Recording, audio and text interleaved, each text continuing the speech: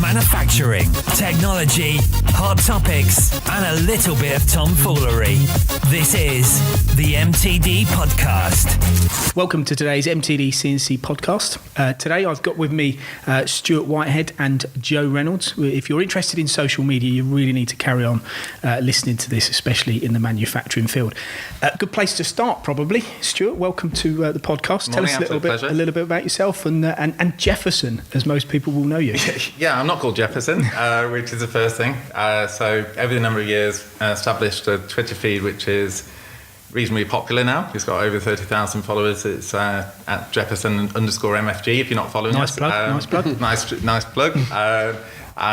So that started off really as an antidote, some anger with mainstream media in terms of the way that they were portraying engineering manufacturing quite negatively, and continue to do so. I mean, Joe's a big fan of yours. You've been following Jefferson for some time, haven't you? Yeah, that's where I get all my news from.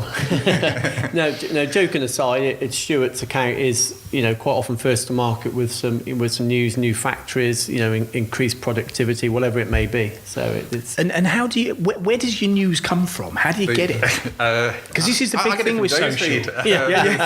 We just share. Yeah, we just share copy it. and paste. Yeah, absolutely. It's not his personal feed, is it? Historically, offline activity over the.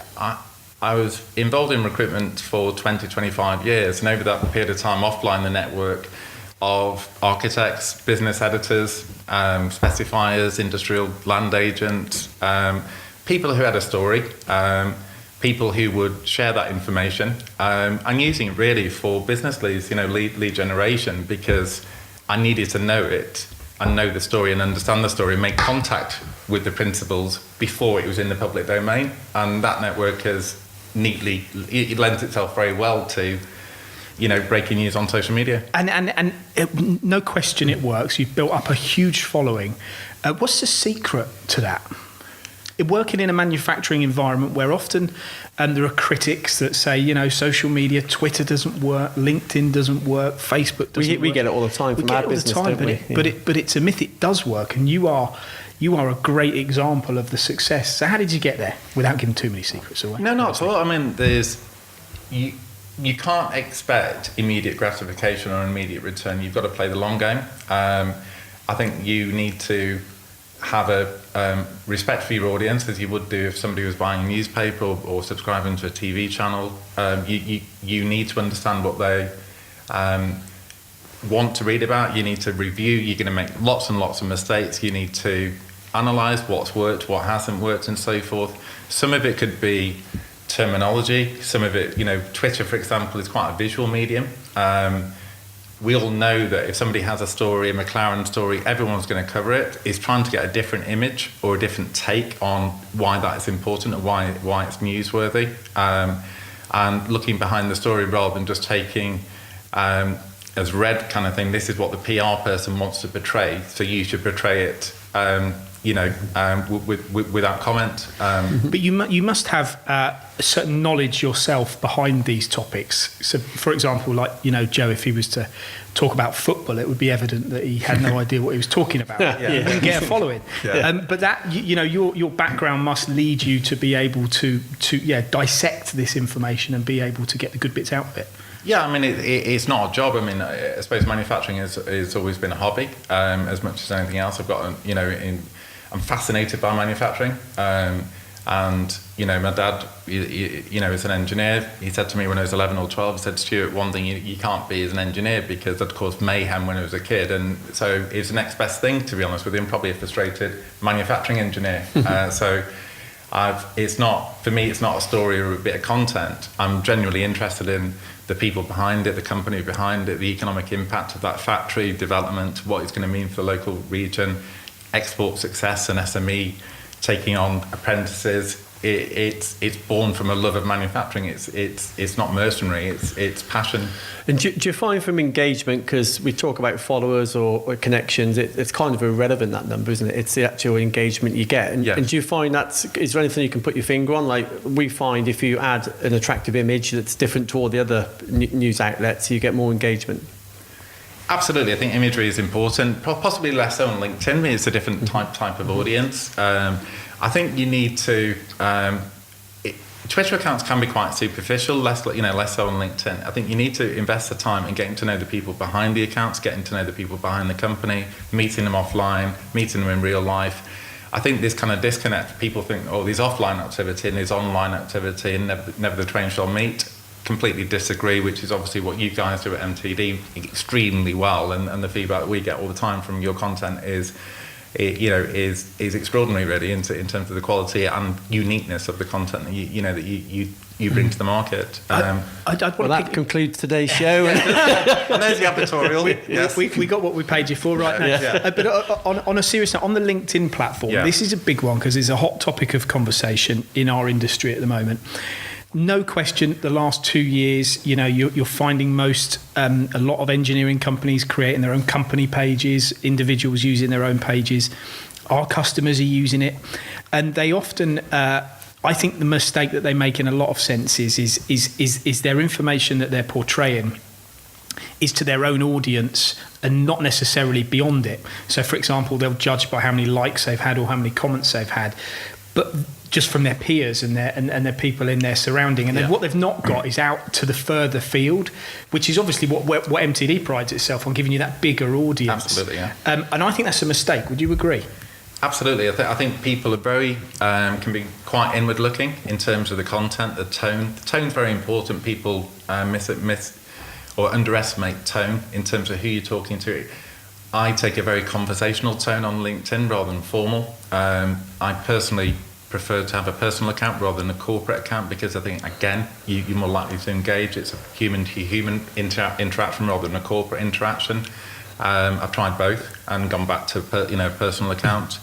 I think you on Twitter, and less so on LinkedIn, but certainly on Twitter, you need to be respectful that you're taking 5, 10, 15 seconds of that person's time to make sure they get something from it in a very short period of time.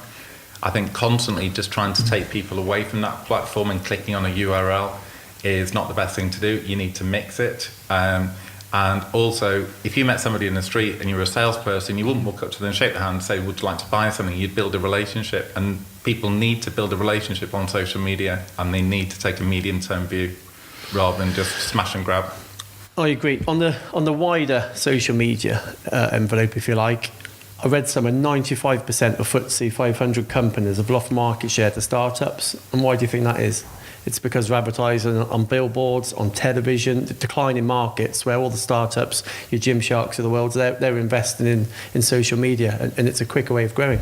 Well, any engineering company that's founded now, well, here's a great example. An engineer that's been operating for 35 years got a shocking website that's relying on his customer base that he's worked hard to build up and keep happy. A new company's founded, they have the best website, they've got the best social they use social media channels, and that's because they know that they're the avenues that work, and they're the quickest routes to these markets, aren't they? But that still doesn't mean you're doing it right. So I'd probably just like to say as well, Stuart, just remind us of how many followers you've got on your different channels. Yes, it's just around 60,000 now. I mean, and like you say, volume is one element of it. Engagement's key. And so how would you quantify your engagement if you were saying, if you were pitching that area? What is the engagement stat? On LinkedIn, it's very easy to work out. 95% plus are in the UK manufacturing community, and quite senior people in the main, and you can get a very good breakdown on that. Twitter, it's more problematic, as we both know, because we all know, because some of the accounts can be anonymous and so on and so forth. Twitter's had several purges over the last 6-12 months to get rid of some of these false accounts. But all I say to people is 99% of content that we put out there is all been to do with British manufacturing, either STEM apprentices, apprenticeships, STEM engagement, export success, new factories, new facilities. So it's reasonable to expect if people are still continuing to follow you, they're engaged within that community. The majority of the large OEMs in aerospace, automotive, rail follow the account. So, and going back to an earlier point, rather than just relying on what's in the public domain, I spend an inordinate amount of time on LinkedIn and Twitter on private messaging and speaking to people or giving them further information if they ask for about the content that's being put out there, and it's worth investing and building that relationship. on, private messaging and direct messaging on both platforms, because it builds a different type of loyalty, I think. That's a big point, isn't it? It's huge, the scattergun approach, and we've all done it in the past, or certainly I have, where you think, crikey, I haven't done my social media for a couple of days, I need to bang some news out there. It's not the way to do it. It really isn't. You do need to, less is more, and it's more about the quality than the quantity. And absolutely right, follow people up, either in this environment face-to-face, or even via, a direct message. It means so much more than just a tag to somebody you may never have met. Well, our telemarketers actively ring our engineering database, and so frequently now they are saying, "Oh, I see, Joe's content, Mark's content, Paul's content, Gio's content, Colin's content on LinkedIn," and it's becoming all more common. And that is not just because of our followers have grown; it's just purely because that is what a lot of people are doing. I would want to move this on and say, what about Facebook? Is that something you participate in, or you have an opinion on? And there's going back to less is more, I suppose. I wanted to concentrate on those two platforms. There's different feedback and there's different arguments about Facebook and so forth in terms of what it can give you, whether it can give you unique access to certain individuals and so forth. And I might be wrong. I've not invested a great deal of time in Facebook, it's, like I say, essentially the last few years it's been LinkedIn, primarily LinkedIn and Twitter really. So I'm not in a position Instagram? to comment. Trialed it, and again I thought it was just repeat. I didn't think it was. I think it was a very similar audience. People were migrating away from Twitter and LinkedIn, so I'm not sure what the additional benefit was. But that's not to say like I say. I might be wrong quite often, but focus on LinkedIn and Twitter. Yeah, I think manufacturing probably, we say we're 5 years behind the curve, and that's probably not quite true. It's probably more like 10 years behind the curve, isn't it? But, Facebook, in my opinion, will be, a platform we'll all be using much more. Instagram, not so sure from a news perspective. Would you break news on Instagram? I don't know. If I was selling trainers or baseball caps, I'd be on it 24/7 probably, but we're on it as a business. We don't see the benefit as we do of a Twitter or LinkedIn at this stage. Probably a good point to say this then. A couple of years' time, Stuart, what changes do you see in the way people use their social accounts? Do you see more and more engaging? We're working on something at the moment that I think that both LinkedIn and Twitter and others are fundamentally flawed, I must be honest with you. I think that the manufacturing community and other communities outside manufacturing use them because that's what exists at the moment. It wasn't designed for purpose. It's not specific to a particular sector or a particular country. So I think it will evolve. I think having this kind of broad platform for each and every sector, each and every country, possibly this kind of globalization of social media will change. And I think there'll be more micro type platforms for industries or regions or countries. That's how I see it going. But ultimately, all networked and all connected, but more relevant, pertinent information for that subsector. That sounds a bit like MTD. Yeah, absolutely. Yeah. Head of our time. Yeah. But I see it. It's like, again, another statistic. Influence marketing spend is doubling, trebling, quadrupling year on year at the moment. So I'm interested to see where that goes. Influence marketing within our sector. Okay, it's easy to be, again, selling baseball caps and T-shirts on that, but how does that fit within our sector? I guess collectively we are influence marketers, whether we like it or not, but how is that going to evolve over the coming years? I'm not sure. I think the other thing as well is how people and why people use social media. I think historically people have used it because go there and sell a product. Then they're looking, we'll go there and sell an idea. And one of the things going back to my recruitment days is we've seen a convergence between marketing and HR in terms of how do you solve or help solve the skill shortages with social media. We know that we need to engage young people into manufacturing. We need to entice them, we need to enthuse them, we need to inform them. With all due respect to a lot of these organisations, a 12-year-old person is not on your website. They might be on your Twitter feed, they might be on your LinkedIn profile, they might be on Facebook, as you said before, but they want it in bite-sized, they want quick, relevant information that's easily accessible. And so I see websites changing more before social media does, to be honest with you. I agree. They're becoming, for a manufacturer of a product, that they're becoming less and less relevant. Yeah. If you're not putting up-to-date news content on that website daily, they're almost redundant already. If we tried to keep our website, if we wanted to get our website to get the same volume of traffic as all our social channels, we'd be playing a chasing game all the time. Yeah.